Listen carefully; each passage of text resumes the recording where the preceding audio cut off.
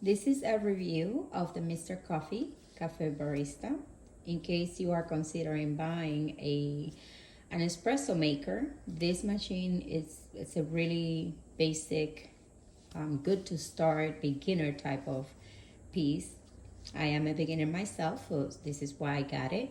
And I just figure I'll show it to you guys, as you know, these stores won't have open box. Hopefully you could find this helpful in your decision making process of buying your machine. So I'll just, I'll just show you pieces by pieces, and you let me know in the comments if there's anything that I've missed or anything else you would like to see, or if anything you'd like to know. So getting straight into it, this is, like I said, the Mr. Coffee Cafe Barista. This is a basic espresso maker, at least basic in my opinion. So one thing is, this is the compartment where you would place your coffee, and it does come with this adapter. Once you place your coffee in here, you can press down and make it nice and even. Once you get your coffee nice and even, you go into the machine and place it right in there. This compartment right here, it's where you would put your milk. It does come with measurements. So this is your max fill. You should never have it past that line right there. It does have different levels of froth. So you could have your latte all the way to your cappuccino. And this is the little knob that you would use if you wanted to adjust that. So once you place your milk in there, they do recommend that you use whole milk or at least 2% for the best froth experience, okay? So that's one thing, and you might want to listen to that. So once you have your milk in there, you place it in. It does have two compartments. This right here should have had a compartment that unfortunately I misplaced because I don't use it, and we'll go over the reason why I don't use it. So right here has a little hidden compartment that you could bring out, and this is for your smaller coffee cups that you would have. For example, if you were to make an espresso in a tiny little espresso cup, you may want to use that. So for example, this little espresso cup right here would fit perfect right in there. Okay, that way your coffee doesn't spill or doesn't have a travel distance that by the time you have it, your coffee is cold. So that's really nice, really ingenious. Okay, the machine is easy to clean, but before I get into those details, I want to show you the water compartment. The water compartment is really neat. You can take it out, and as you can see, it's nice and thin, it's flat. You could really clean this as often as you need to, so you don't have to be concerned about anything else. It does not have a filter or anything like that, except the little compartment right there that it comes with. And I don't keep old water in there, so I only really put as much as I will need for the day, just in case. Okay,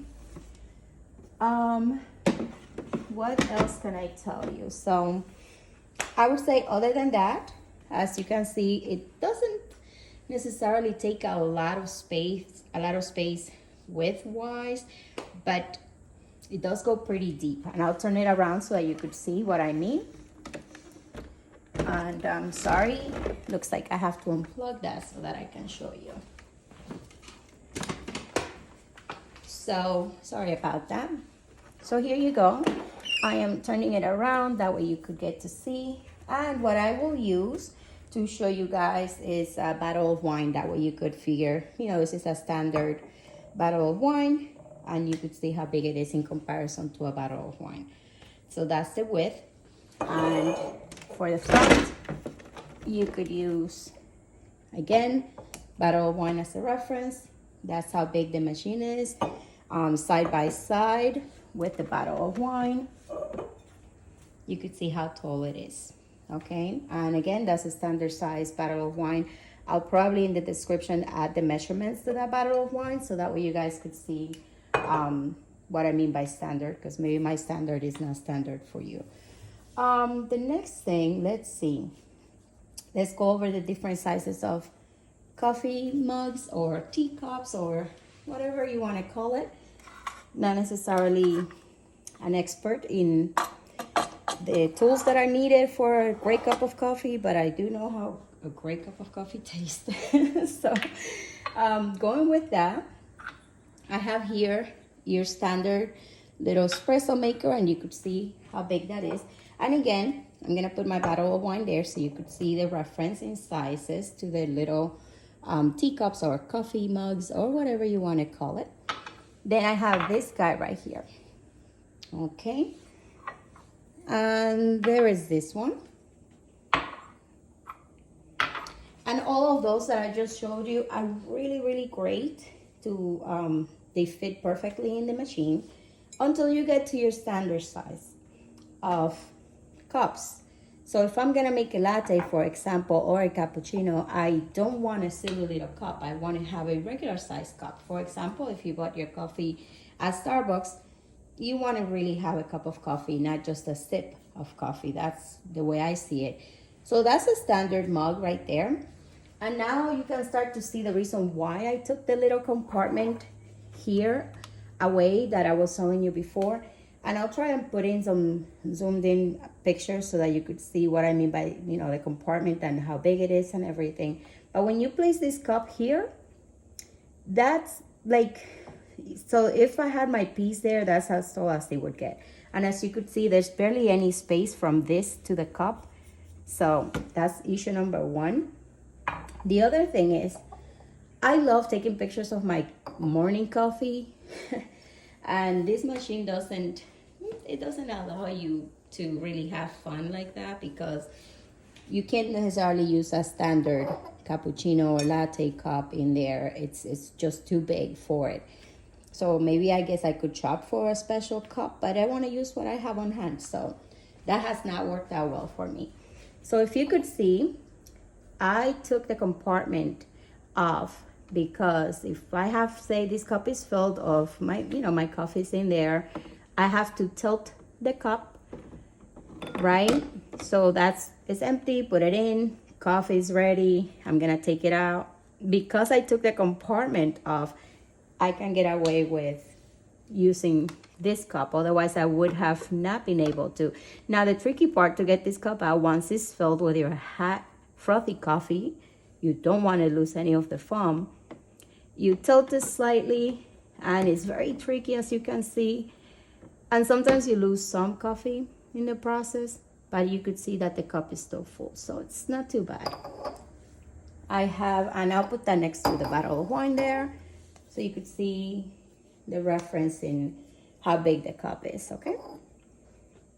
I have I guess, cup, you know, kind of the same, but it's just thinner. So again, I have not found a cup that necessarily fits there nicely, other than your regular teacup, coffee mug, whatever you want to call it. So the parts that I don't like about the machine, when you first turn this thing on and you start your cup of coffee, it's really not that great, because it's very loud.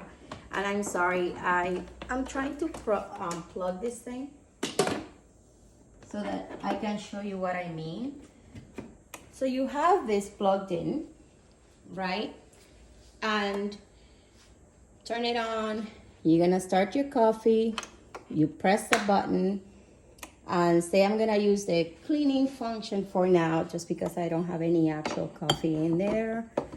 I'm gonna lift this here so that my cup can fit. Then I'm gonna center it, okay? Now that the machine is on, I can go and press this. Okay, wait for it to stop blinking. And now you could press the size. Not sure if you heard how loud that was, but that's pretty loud.